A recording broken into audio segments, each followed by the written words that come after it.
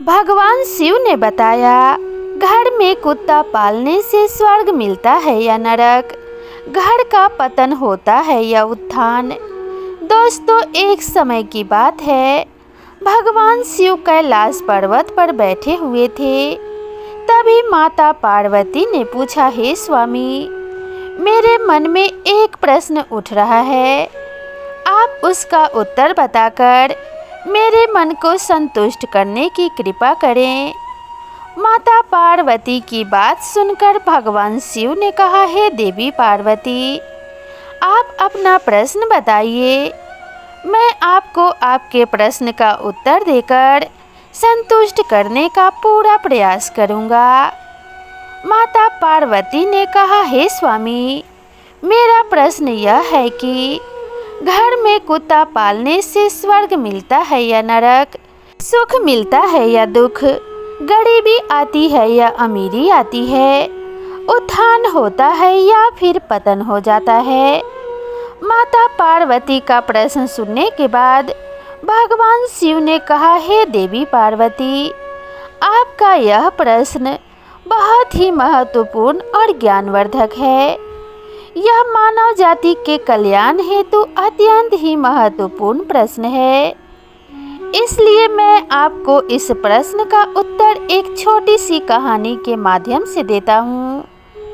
इसलिए मैं आपको जब तक यह कहानी सुनाऊं, तब तक इस कहानी को पूरा और मन से सुनना, क्योंकि आधी अधूरी कहानी सुनने से हमेशा आधा अधूरा ही ज्ञान प्राप्त होता है, जो जीवन में कभी काम नहीं आता है। फिर माता पार्वती ने कहा, हे प्रभु, ठीक है, मैं आपको यह वचन देती हूँ कि जब तक आप कहानी सुनाएंगे, मैं इस कहानी को पूरा और मन से सुनूंगी। आप कहानी को सुनाना प्रारंभ कीजिए। फिर भगवान शिव कहानी सुनाना प्रारंभ करते हैं और कहते हैं, एक गांव में एक बुढ़िया रहती थी। वह बहुत दान पुण्य और पूजा पाठ करती थी। वहीं उस बुढ़िया को कुत्तों से बहुत लगाव था, इसलिए उसने अपने घर पर एक कुत्ते को पाल रखा था। वह उसे रोजाना स्नान कराती, खाना खिलाती और बिस्तर पर सुलाती थी। उस बुढ़िया के घर में वह कुत्ता हर स्थान पर घूमने फिरने के लिए स्वतंत्र था। फिर एक दिन अचानक उस बुढ़िया की तबीयत खराब हो जाने के कारण उसकी मृत्यु हो जाती है। फिर बुढ़िया के बेटे और बहुएं आते हैं और अपनी माँ का अंतिम संस्कार करते हैं। फिर बुढ़िया के मृत्यु के बाद यमराज ने अपने यमदूतों को भेजा और कहा कि तुम जाओ और उस बुढ़िया को लेकर आओ। फिर जैसे ही यमदूत उस बुढ़िया को लेने के लिए आते हैं, तो वह बुढ़िया यमदूतों के साथ जाने लगती है। थोड़ी दूर चलने के बाद रास्ते में एक बहुत ही गहरी नदी आई। वहां पर पहुंचकर यमदूत उस बुढ़िया से कहने लगे, क्या तुमने कभी अपने जीवन में गाय का दान किया है? क्योंकि हमें यहाँ से आगे जाने के लिए इस नदी को पार करना पड़ेगा, और इस नदी को पार तुम तभी कर सकती हो जब तुमने अपने जीवन में कभी गाय का दान किया हो। यमदूतों की बात सुनकर वह बुढ़िया सच्चे मन से गाय का ध्यान करने लगती है, क्योंकि उसने गाय का दान किया था। और फिर अचानक वहां पर एक गाय प्रकट हो जाती है, जिसकी पूंछ पकड़कर वह बुढ़िया उस नदी को पार कर जाती है। फिर थोड़ी दूर चलने के बाद रास्ते में बहुत सारे काले कुत्ते आ जाते हैं, जो उस बुढ़िया का रास्ता रोक देते हैं। यमदूत कहने लगे, हे बुढ़िया, यदि तुमने अपने जीवन में कभी कुत्तों को भोजन खिलाया होगा, तभी यह कुत्ते तुम्हें आगे जाने के लिए रास्ता देंगे। यमदूतों की बात सुनकर वह बुढ़िया अपने सच्चे मन से कुत्तों का आवाहन करने लगती है। तभी उसी समय वह सारे कुत्ते अपना रास्ता बदलकर आगे निकल जाते हैं। फिर वह बुढ़िया यमदूतों के साथ आगे की ओर चल देती है। वहीं थोड़ी दूर चलने के बाद एक कौवा उस बुढ़िया के सिर पर अपनी चोंच से प्रहार करने लगता है, जिसको देखकर यमदूत उस बुढ़िया से पूछता है कि हे बुढ़िया, क्या तुमने कभी अपने जीवन में किसी साधु संत की सेवा की है? क्योंकि उस बुढ़िया ने सारे जीवन भर हमेशा साधु संतों का सम्मान किया और उनका आदर सत्कार किया था। तब वह बुढ़िया यमदूतों की बात सुनकर साधु संतों को सच्चे मन से याद करने लगती है। इसके बाद वह कौवा उस बुढ़िया को चोंच मारना बंद कर देता है और वहां से चला जाता है। फिर वह बुढ़िया यमदूतों के साथ आगे की ओर चल देती है। फिर थोड़ी दूर चलने के बाद जब वह बुढ़िया और यमदूत आगे की ओर बढ़ने लगते हैं तो उस बुढ़िया के पैरों में कांटे चुभने शुरू हो जाते हैं।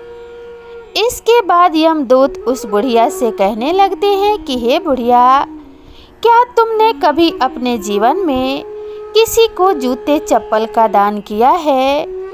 क्योंकि उस बुढ़िया ने अपने जीवन में बहुत बार जूते और चप्पलों का दान किया था। जिसके बाद वह बुढ़िया उन यमदूतों की बात सुनकर जूते चप्पलों का आवाहन करना शुरू कर देती है।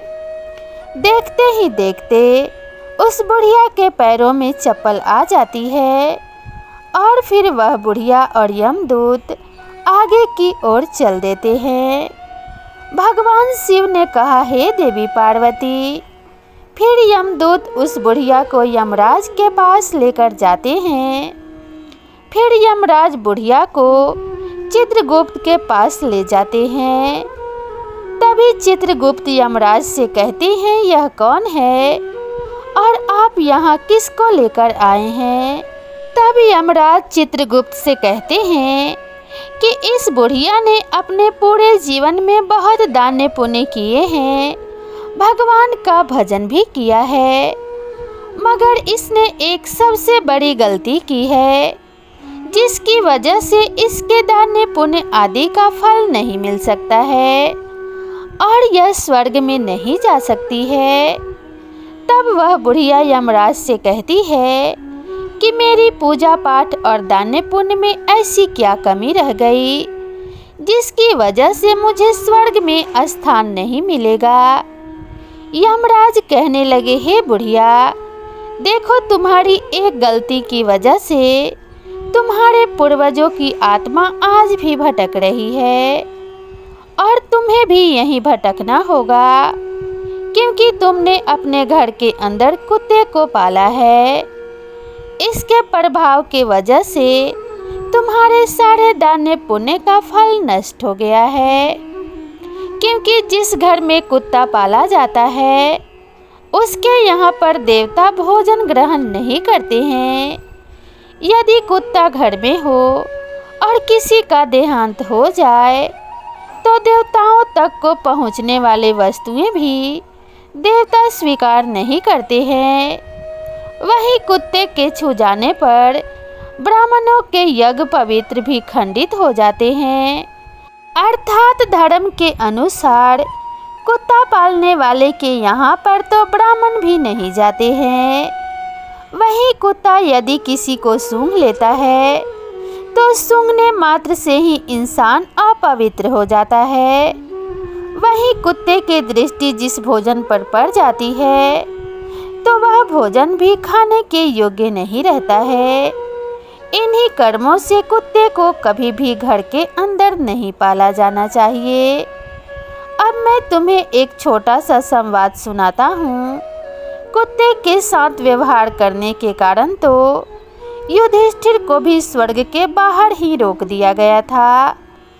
जब युधिष्ठिर ने भगवान इंद्र से पूछा कि मेरे साथ यहाँ तक आने वाले इस कुत्ते को मैं अपने साथ स्वर्ग क्यों नहीं ले जा सकता, तब देवराज इंद्र ने कहा, हे धर्मराज, कुत्ता पालने वाले के लिए स्वर्ग में स्थान नहीं है। ऐसे मनुष्यों का स्वर्ग में प्रवेश वर्जित है, क्योंकि कुत्ते से पलित घर में किए गए यज्ञ और पुण्य कर्म के फल को क्रोधवश नामक राक्षस उसका हरण कर लेता है। और तो और उस घर के सदस्य जो कोई दान पुण्य हवन और कुआं बावड़ी इत्यादि बनवाने के जो भी पुण्य फल इकट्ठे करते हैं, वह सब घर में कुत्ते के पालने से या कुत्ते की दृष्टि पड़ने मात्र से ही वह सारा फल निष्फल हो जाता है। इसलिए कुत्ते को घर में पालना पूरी तरह से वर्जित है।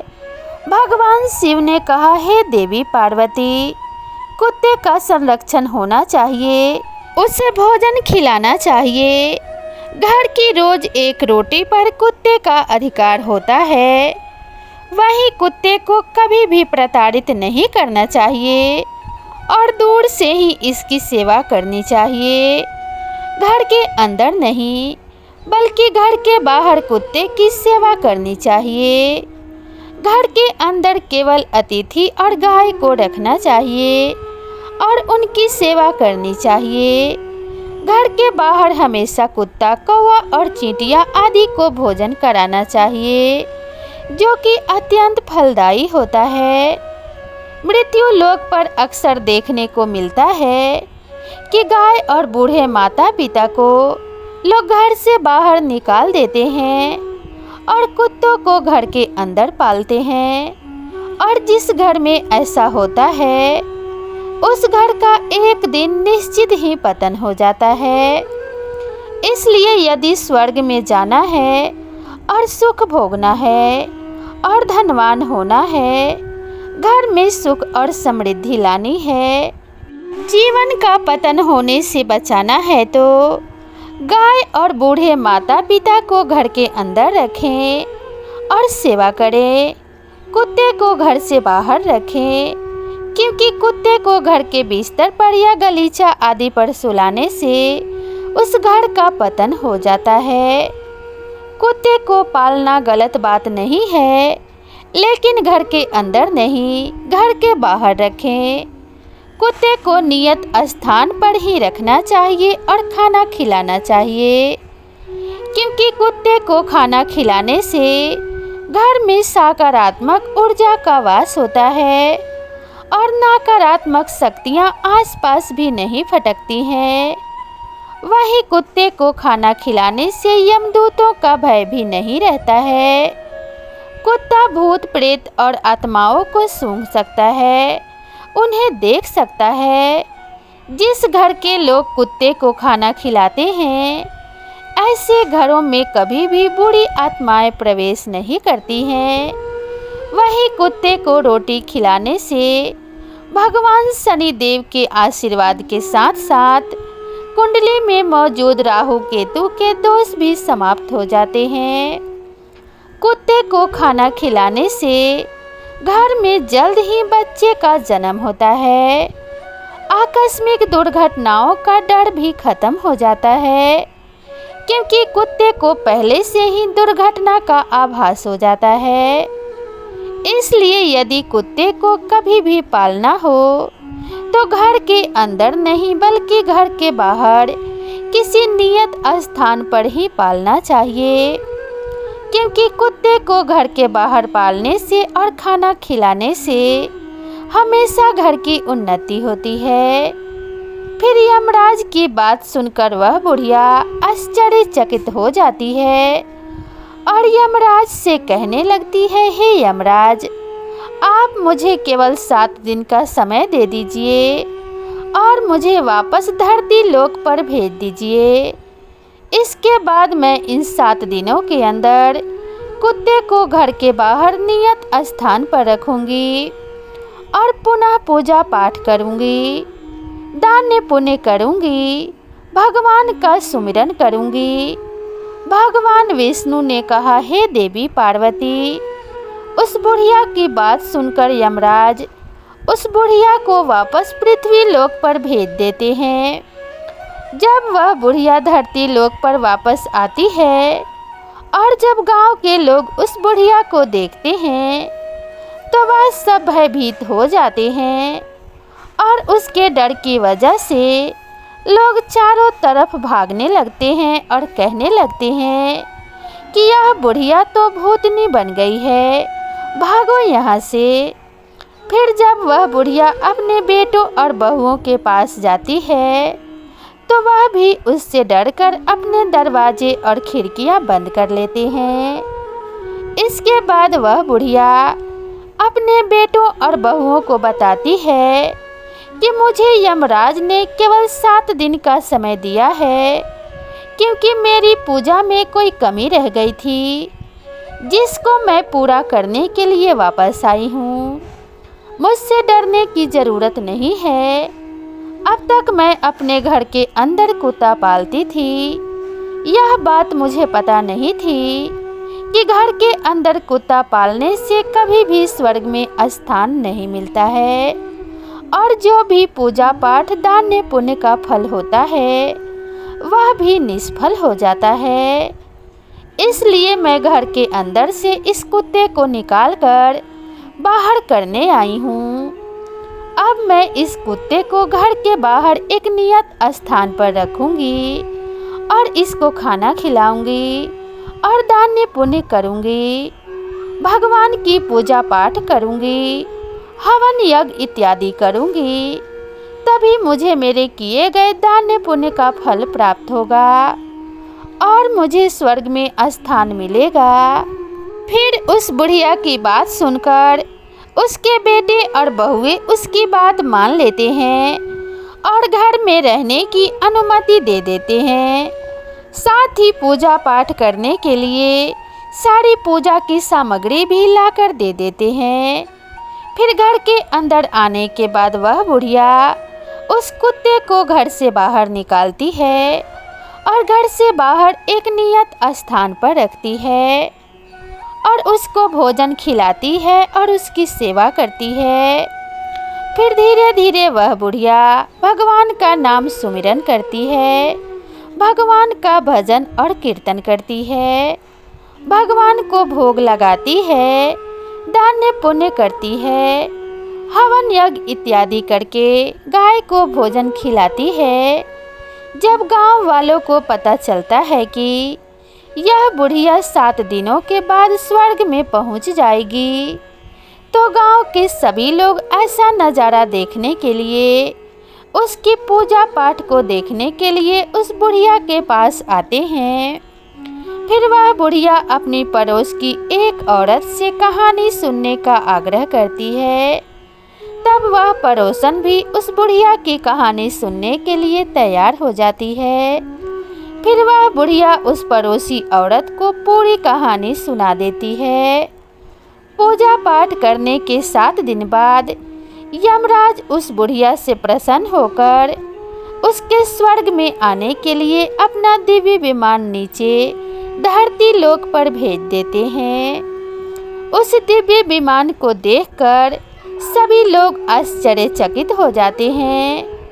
जब गांव के लोग स्वर्ग से आए हुए उस दिव्य विमान को देखते हैं तो मन में सोचने लगते हैं कि यह बुढ़िया तो अब स्वर्ग में जा रही है, तो हम सभी को भी इस दिव्य विमान में बैठ जाना चाहिए, क्योंकि इसके साथ हम सबका भी कल्याण हो जाएगा और हमें भी स्वर्ग में स्थान मिल जाएगा। भगवान शिव ने कहा, हे देवी पार्वती।